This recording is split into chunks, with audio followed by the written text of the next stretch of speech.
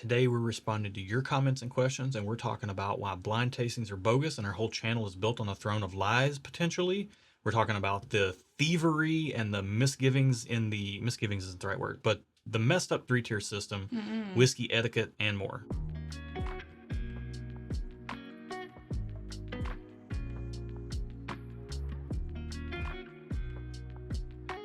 Welcome back to Stuff and Whiskey. I'm Erin. I'm Josh, and we are talking about a bunch of fun stuff today. Yes, we responding are. to questions and comments.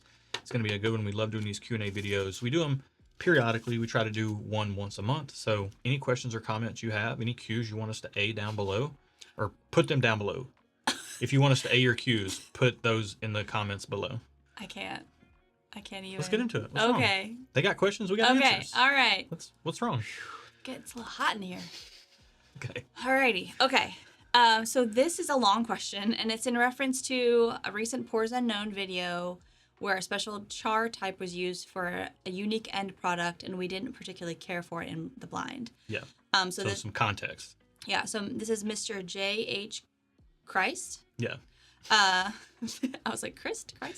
This is a good example of shortcomings of blind tastings to me. There's no "is this good" scale completely devoid of context. Knowing how something is made, where it comes from, who makes it, etc. absolutely adds to enjoyment. You get the story to go with the taste, and without it, you are trying to judge something based only on the stories you've previously known and not the thing you are currently experiencing. What do you think about that? I am going to respectfully disagree because as someone who is a content marketer for her job, I know the value of a good story. Mm-hmm. However, for me, with whiskey, stories don't mean a hill of beans. You could tell me that the whiskey was made from angel's tears, and if it tastes not good, it's not going to be good to me. So I understand where they're coming from. Yeah. And I think it's just about what you value. If you value a good story, then absolutely it does add to the experience.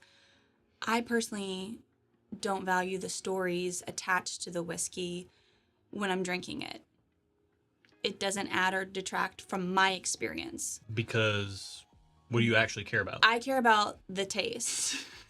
If you're going to be drinking something to taste it, then I think the taste is paramount. And he said, I wanted to reference it specifically, he said, and without knowing what you're drinking, you're trying to judge something based on only the stories you've previously known. No, we're trying to judge something with the blind tasting based on how it tastes. Right. It doesn't have anything to do with the story. So I think we remove that from the equation. Some people do place a high value in the stories, and I think this person does, and that does That's absolutely 100% skew his value of enjoyment on a pour. Right. It does not for me at all whatsoever. 100%. I'm completely removed from the stories of whiskey. Yeah, and I mean, to be fair, what this was again a special char type for a barrel that it might be a product that he enjoys, or at least maybe he's never even had that one. Maybe he's just saying in general, knowing the story, and if knowing what work went into the whiskey is something that is of interest to you, I'm so glad that we have a hobby that offers that type of outlet. Yeah, absolutely. I think it's whatever level you want to get involved in. Yeah. Yeah. But here's the thing. It is, at the end of the day, a product that you're drinking for taste, just like you eat food for nutrition, but also for taste. So if I go to a restaurant and they tell me that the steak I'm about to order, they hand massage the cows every single day and only let them be in the shade and not the sun for the entirety of their life, and because of that, the meat is so tender and so good, and this has been a pampered cow that made this steak. That's very high expectation. You set the bar very high. I hope it lives up. And then they bring the steak out, and it tastes like something I could get at a $20 steak at a steakhouse that's not even all that good. I don't care about the story because the steak doesn't taste that way. Now, put the steak on the plate in front of me and let me take a bite of it without the story of the cow. If it blows my socks off with the taste, and then you tell me the story, I appreciate it even more. Yes. That's where I appreciate the stories in whiskey. I can agree with that. I don't like the stories selling me on a product that doesn't taste any better. For me, in this instance, the story doesn't sell. And I know that's not literally, I am in marketing for my job, and that's what you're trained to telling a story is what sells things. Right. But for me, that's not the case. Let me now make the parallel between my steak story and the whiskey we tasted for this. Do it. It did create a uniquely tasting product that was a little different than a lot of things you can buy. Mm-hmm. We didn't particularly care for that flavor, period. Yeah. Now, would the story make us appreciate the work that went into it? Yes, I can appreciate the work that goes into any product, especially if the story is a true story. Like, we did these specific char types as an experiment to see what we would get, and we think we came out with some pretty interesting whiskey. It was interesting whiskey, but we tasted it blind. It didn't impress us. We found out the price and decided we did not want to purchase a bottle for that price, even if we could.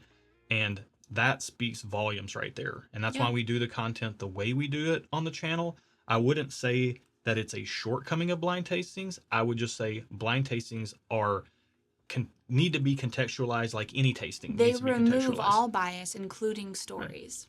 They That's don't. the point. They don't lie. Now, what we say over here is blinds don't lie. We will never say blinds are everything, because sometimes the story does add to it. We have plenty of products in this house. We've got barrel picking projects that we've done, things like this, that the stories behind those products and those barrels that we picked, those mean something to us. And for sure they influence the flavor. And those do mean something based on what we enjoy. For me, it only influences the experience. It doesn't influence the flavor, but it influences my experience because I already love the flavor. Right. If I didn't like it, I wouldn't drink it. Even if if we picked it, I wouldn't pick it. But like, even if it was something like a friend pick, Matt Porter, amazing man. If he picked a bottle that I didn't like, as much as he's great, I wouldn't drink it if I didn't like it. Right. Like, even if his story is, I had my kids were sick and I still went and I did the barrel pick. I don't know. Weird story. I don't know. Hope your kids get better, Matt. Thank you for your question. I'm sorry. We're going off the rails already. It's too early for this. Blinds aren't everything, but blinds do not lie.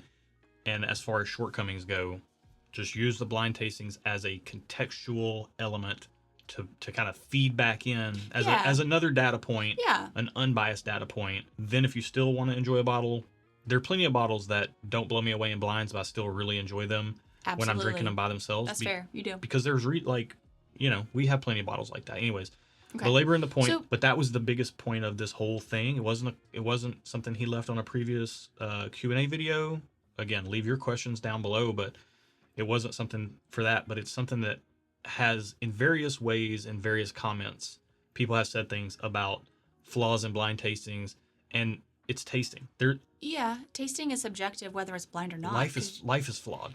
We are flawed as human beings. Because your palate will vary on different days. So the blind tastings, to Josh's point, it's a barometer, it's a data point that you can use to inform other tastings or other things you taste. Yeah. That's basically what it is. It's the only unbiased data point. Yeah. Okay. Moving on. Let's go. Whiskey for Beginners asks, how do distilleries sell whiskey in their own gift shops given the 3-tier system? I hope that the stuff doesn't have to go from the distillery to a distributor's warehouse and then back to the distillery. That's a very good question. I don't know the answer. Do you? That's exactly what it has to do. It goes from the distillery to the distributor, and then the distillery has to buy their own product back from distribution, which is oftentimes why distilleries, when they release stuff in distillery, it's marked up. It's marked up more than if you could find it on a shelf, because shelves, like retailers and things like that, get wholesale rates, and I'm sure distilleries get some type of wholesale rate as well. I would hope but so. Oftentimes the distilleries have to mark it up just to not lose money on the product. So it's crazy.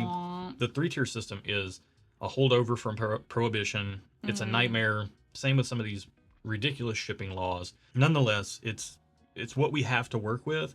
And if you don't know about the 3-tier system, we're not going to go into all of it here, but I don't know about it. It's worth looking into, because context clues, I figured it out. They make whiskey, or distilleries make whiskey, and then those go to a distributor who then... The seller of the whiskey has to get whiskey through a distributor.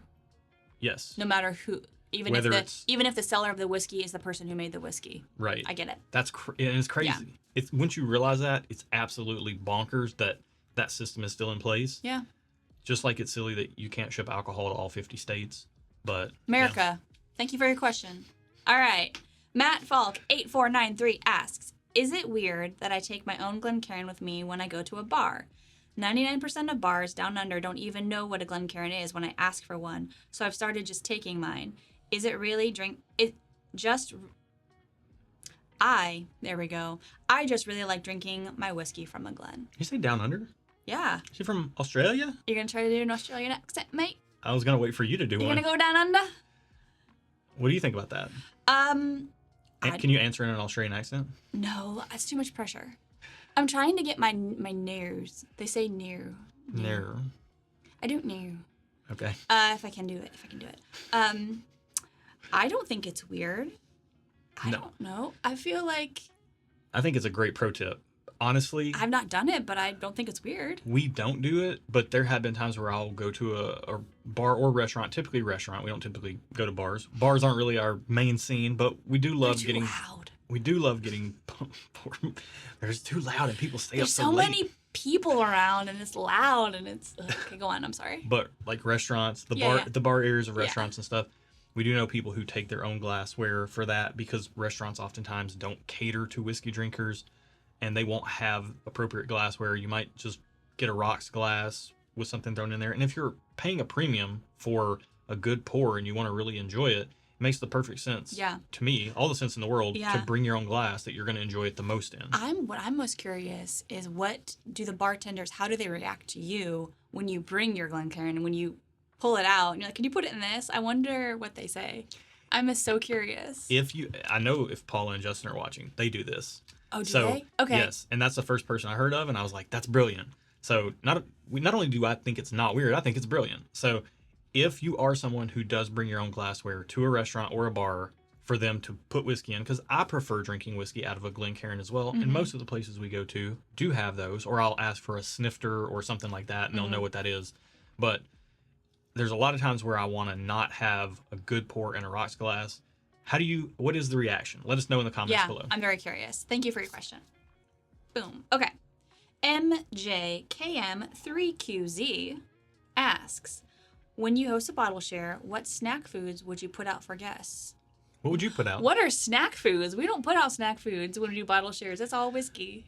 Yeah, pretty much. I don't think we've ever had snack foods. Usually because I just do food.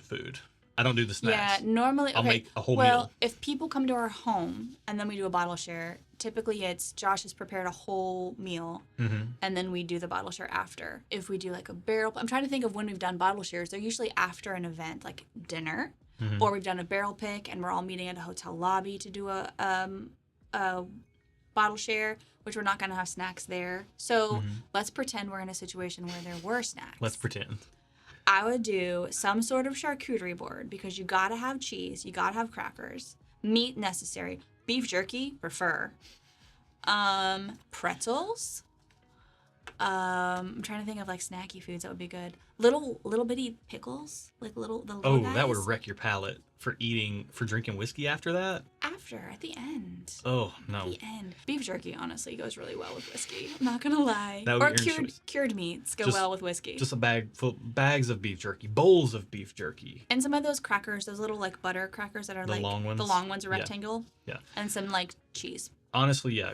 Crackers, cheese, pretzels, those sorts of things, like light snacks, some lightly cured meat would be a fine choice as well. Yeah.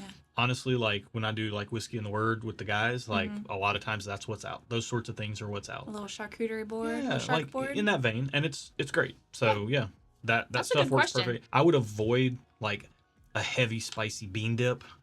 Even though I love that sort of thing. Or pickles, even though I said it. You can do that as like a cleanser. I would avoid pickles. Just avoid things that are so strongly flavored that they're going to completely wreck the whiskey that you're tasting. Because if you've ever eaten some strong stuff and then drank some whiskey and it doesn't taste right, don't set yourself and your guests up for that sort of thing. Keep it easy. Do less. Keep it simple. Yeah.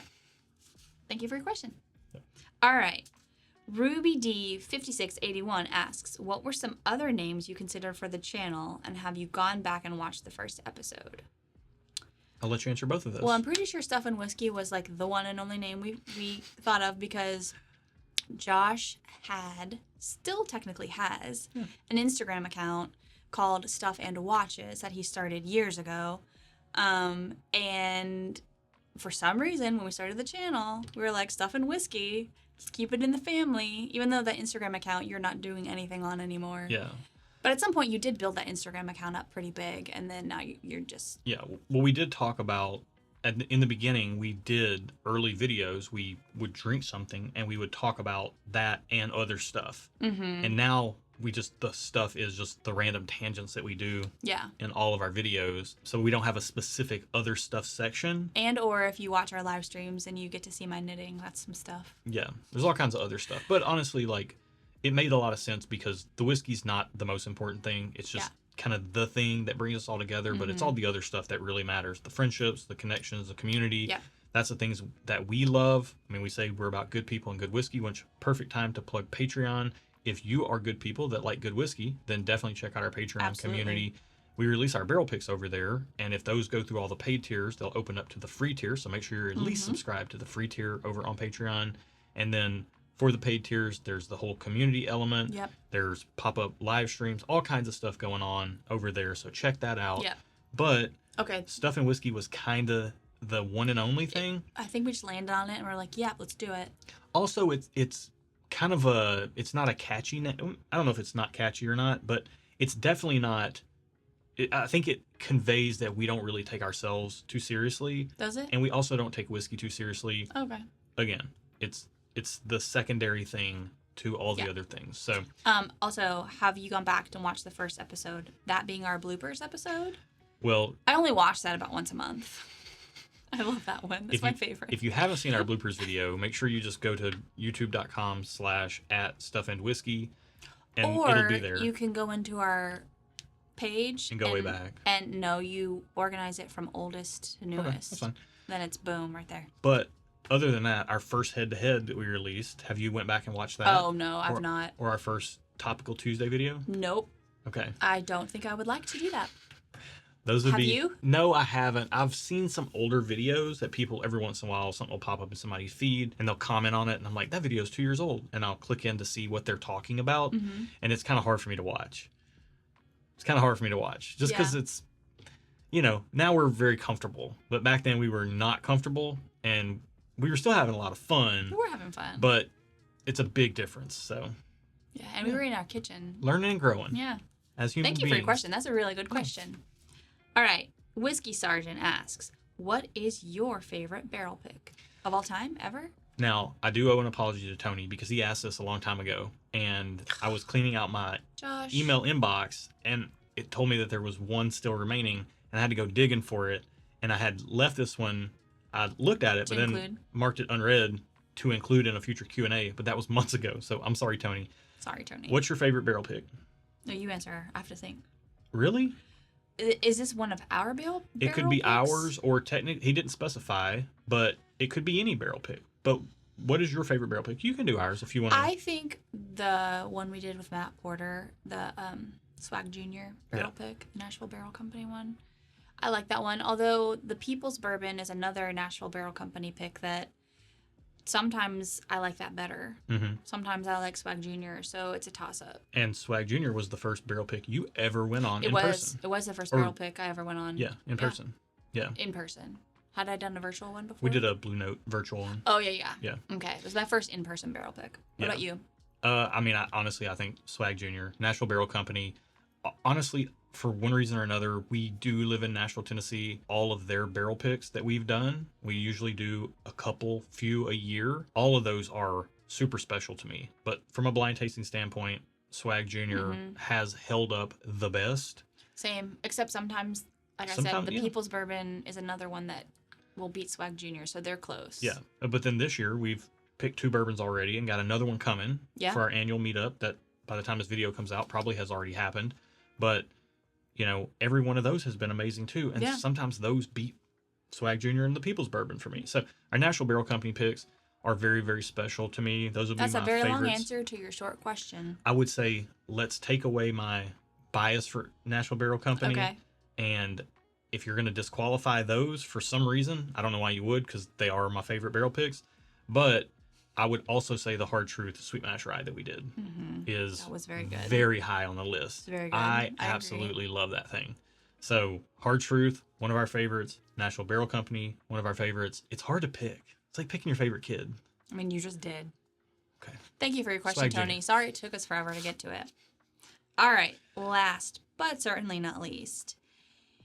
Umami. Umami? Umami.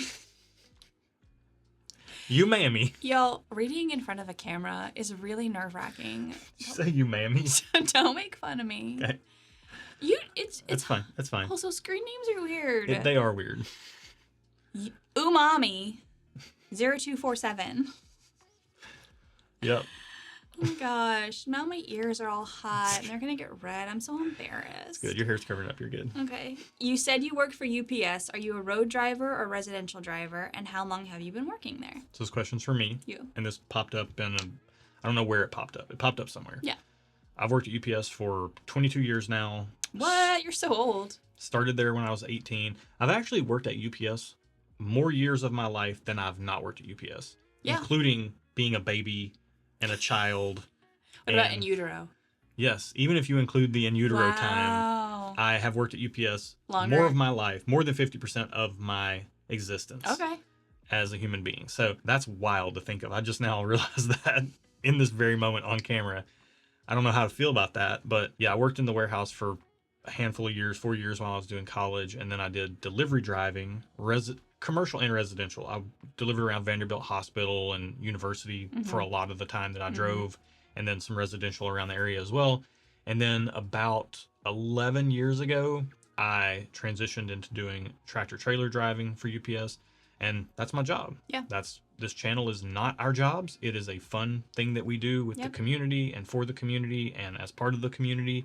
But UPS is what I do for a living. Yep. And it's a good company to work for. You know, no company's perfect. Benefits are good. Benefits are great. Great. Love the benefits. They got their hooks in me, and I've not been able to get away since then. And at this point, I really wouldn't want to. Yeah. I do enjoy what I do. As a teenager, I drove and listened to music and talked to friends, and that's what I get paid to do now. There you go. It's Can't beat it. It's pretty good, yeah. All right. But by the way, real quick, I want to tag this. Oh. There are people, I know there are quite a few people who are truck drivers that watch our channel. UPS truck driving, I don't do sleeper team. I don't sleep in the back of a truck while somebody else is driving. I don't sleep on the side of the interstate. He does like a day trip and back. So he leaves at an early hour, but comes back. He's home for dinner every night. I call it like truck driving light. Yeah. It's not real truck driving. I mean, I'm driving a truck. It is. But over the road it's not an overnight driving. Yeah, over the road is a whole different animal, and much respect to anybody that can do that. I'm not cut out for that, but yeah. You're a little too delicate. It's not that. It's just like I have to be home. Like I can't sleep during the day. I can't sleep in the back of a truck. I like it when you're home anyway. Yeah, and I want to be home with you and the daughter. Like that's to me very, very important. So I would never do the overnight stuff, even though I could at UPS, but I would not want to. So anyways, if you're wondering about a little behind the scenes stuff, little insight into what goes on behind the channel here. So thank you for your question. You mammy. Hope you and you mammy are good. Oh my gosh. Leave me alone, bro. All right. That's it for this one. Thanks for tuning in. Like the video if you liked it. Yep. Leave us questions below if you have things you want us to address in future Q&As. What else? You usually do this part. No, I usually do this part. Yeah. Subscribe. Yeah. Do things. Like the video. Subscribe to the channel. Like, comment, subscribe. This is my Gen Z. Okay. All right. Please come back. Yeah, sorry guys. We're off the rails. Thank you for watching. Be good to each other. And until next time, Cheers.